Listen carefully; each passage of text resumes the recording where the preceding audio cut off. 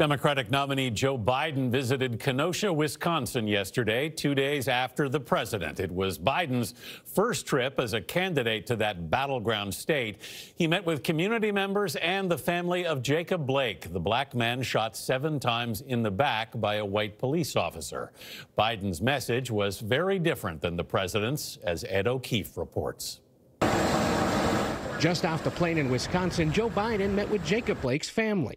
Blake's now out of the ICU and phoned into the meeting from his hospital bed. Biden later described their conversation.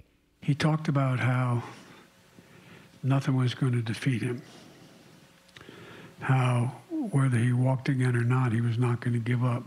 The visit was a far different scene from the president's earlier in the week, which focused on law and order. We've seen tremendous violence, and we will put it out very, very quickly if given the chance. The former vice president spoke during a meeting at a church with Kenosha residents.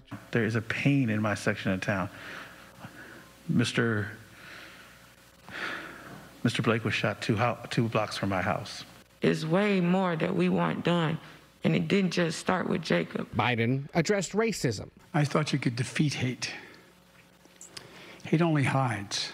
And talked about changes he would try to make if he's elected.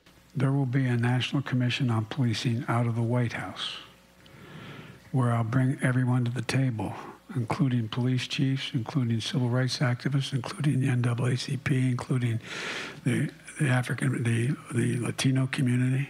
Kenosha is still reeling from Blake's shooting and the aftermath.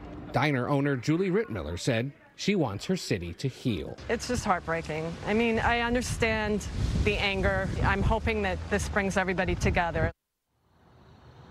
Biden is set to speak later this morning here in his hometown of Wilmington, Delaware, about the economy, and he's set to keep a more aggressive travel schedule with stops scheduled next week in Michigan and Pennsylvania.